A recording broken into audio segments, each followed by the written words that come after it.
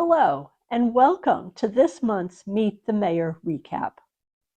One person asked what can be done along Caldwell Street to keep traffic from backing up around the Broad and Jordan intersections.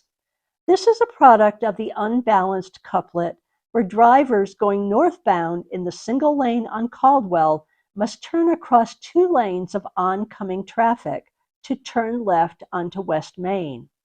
A similar phenomenon exists at Main and Broad, where southbound drivers looking to turn left onto East Main must contend with two lanes of oncoming traffic there.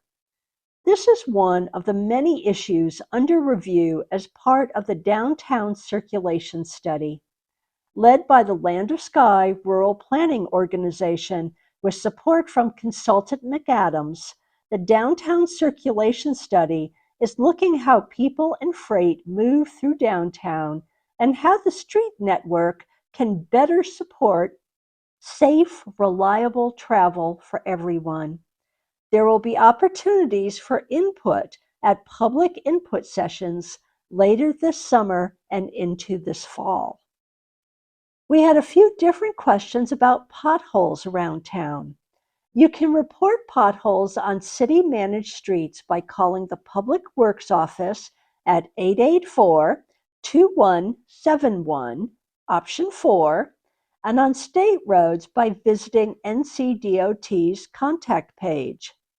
Potholes are typically repaired with what we call cold patch, which serves as temporary fixes until larger repaving projects take place.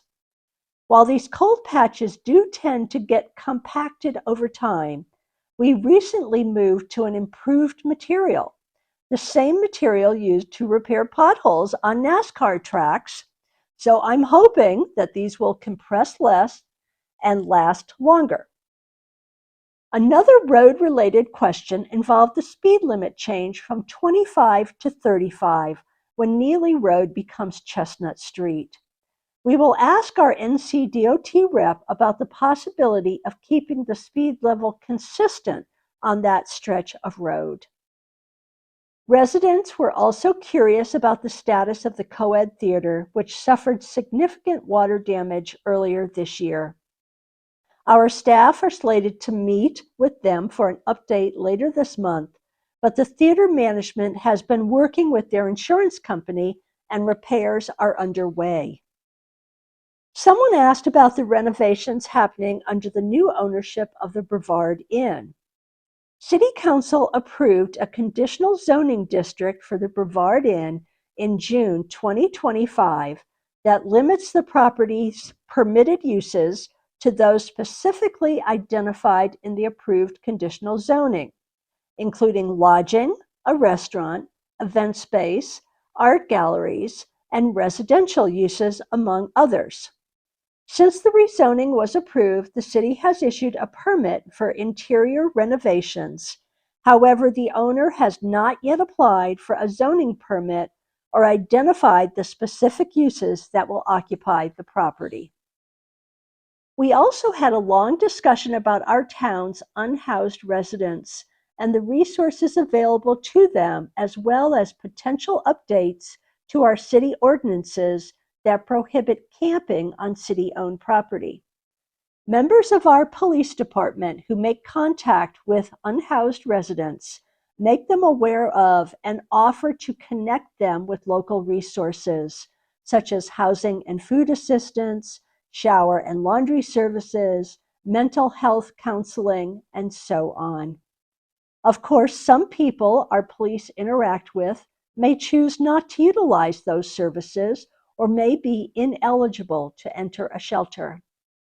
During their 20 July meeting, City Council will hold a public hearing on proposed updates to the city's rules on loitering, trespassing, and public intoxication. Another person asked how, or if, a proposed property tax cap at the state level could impact Brevard if it happens.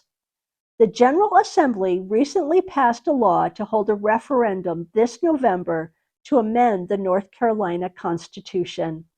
The proposed constitutional amendment itself will not cap property taxes, but would merely give the North Carolina General Assembly the ability to do so.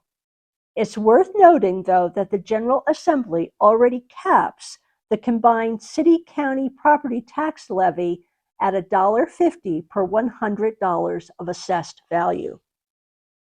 Finally, someone asked about what, if anything, can be done to increase awareness among formerly incarcerated folks whose voting rights have been restored, letting them know that they are eligible to vote.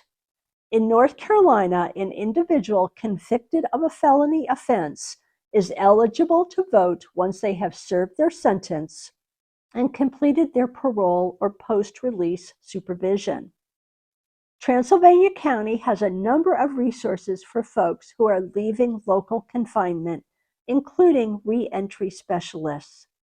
The State Department of Adult Correction also has a division of rehabilitation and reentry that helps guide and educate people who are currently in or under community supervision. I want to thank everybody who came out to the Meet the Mayor. The next Meet the Mayor session will be held on July 23rd from 11 a.m. to 1:30 at the Mary C. Jenkins Community Center. I hope to see you there. Thank you.